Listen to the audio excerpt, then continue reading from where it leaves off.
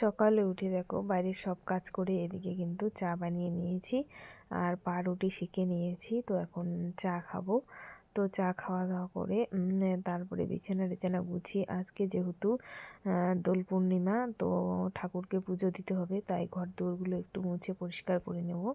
তো শুভ সকাল বন্ধুরা, কেমন আছো তোমরা সবাই? আশা করি সবাই ভালো আছো, সুস্থ আছো। তো তোমাদের ভালোবাসায় আমরাও ভালো আছি।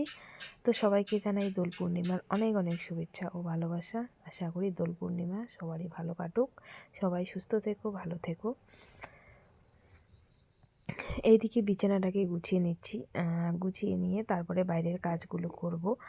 তো যেহেতু আজকেও কিন্তু দুই ছেলের স্কুল ছিল, তো নিয়ে যায়নি আজকে স্কুলে, তো বাড়ির কাজগুলো করতে হবে। তো এইদিকে বিছানাটাকে গুছিয়ে নিলাম, গুছিয়ে নিয়ে তারপরে কিন্তু এদিকে দেখো রান্নাঘরটা মুছে নিয়েছি আর বাইরেটা সম্পূর্ণটা কিন্তু মুছে নিয়েছি। আর উঠানটা তো আমাদের ঢালাই করা, এই উঠানটা একটু জল দিয়ে ঝাড়ু দিয়ে দিয়েছি, পরিষ্কার লাগবে দেখতে, এখন পরিষ্কার লাগছে একটু দেখতে। তো এদিকে সব কিছু মোছা ধোয়া করে সব কাজ শেষ করে স্নান করে তারপরে কিন্তু ওইদিকে পুজোও দিয়ে দিয়েছি। তো ক্যামেরা ধরার মতো কেউ ছিল না, তো তোমাদের সাথে শেয়ার করতে পারিনি। তো এদিকে কিন্তু রান্না বসিয়ে দিয়েছি। তো এদিকে নিরামিষ রান্না করছি। তো সয়াবিন আর দেশি আলু মটরশুঁটি দিয়ে একটা সবজি করছি, আর এদিকে আলু ফুলকপি ভাজা। আগে আলু আর ফুলকপি ভাজাটা আগে করে নিয়েছি। তো এই যে আলু ফুলকপি ভাজা করেছি। আর এদিকে কিন্তু সয়াবিনের তরকারিটা প্রায় হয়ে গেছে, নিরামিষে রান্না করছি। তো জল দিয়ে দেবো, একটু ঝোল করব। তো আমার বড় ছেলের খুব প্রিয় এই সয়াবিনের তরকারি, ওর খুব খুব ভালো লাগে, খুব ভালোবাসে। তো এদিকে দেখো সয়াবিনের ঝোলটাও কিন্তু হয়ে গেছে।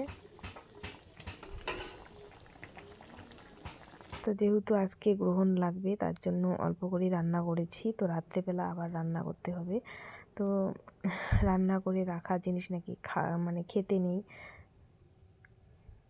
তো খাওয়া দাওয়া করে এদিকে যে কাপড়গুলো ধুয়ে দিয়েছিলাম, সেই কাপড়গুলোকে এখন ভাঁজ করে রেখে দেব।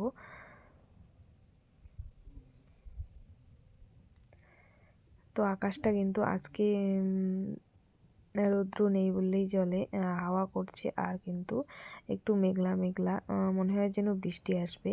তো বৃষ্টি কয়েকদিন থেকে কিন্তু আকাশটা খারাপ, বৃষ্টি আর হয় না, মনে হয় যেন বৃষ্টি হবে, কিন্তু সেই রকম কিন্তু বৃষ্টি আর একদিনও হয়নি। এরকম করতে করতে মনে হয় কোনো একদিন বৃষ্টি হবে। তো এদিকে দেখো কাপড়গুলো গুছিয়ে নিচ্ছি।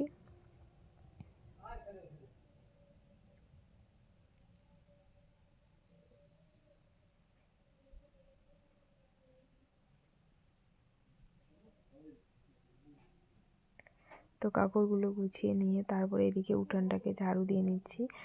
তো আমাদের বাড়ির চারদিকে তো গাছপালা দিয়ে একদম ভর্তি, বাঁশ ঝাড়, তারপরে গাছ, একদম পুরো উঠানটা এত নোংরা হয়, দিনে মনে হয় 3-4 বার করে ঝাড়ু দেওয়া হয়, তারপরেও প্রচণ্ড পরিমাণে পাতা পড়ে। তো এখন তো গরমের দিন চলে এসেছে, পাতা তো পড়বেই। আরও যদি বৃষ্টি হয় তো আরও কি বলবো, আর বলার মতো না, এই বৃষ্টির দিনটা খুবই খারাপ লাগে।